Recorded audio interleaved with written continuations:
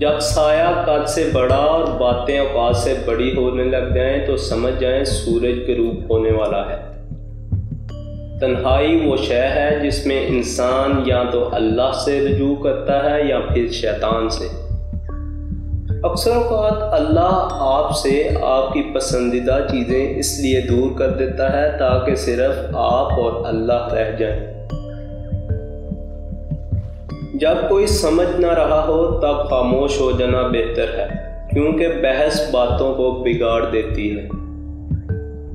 मैंने खुद को कभी इतना समझदार नहीं समझा कि दूसरे मुझे बेवकूफ़ लगें, और मैंने खुद को इतना नेक नहीं जाना कि बाकी सब मुझे गुनाहगार नजर आएं।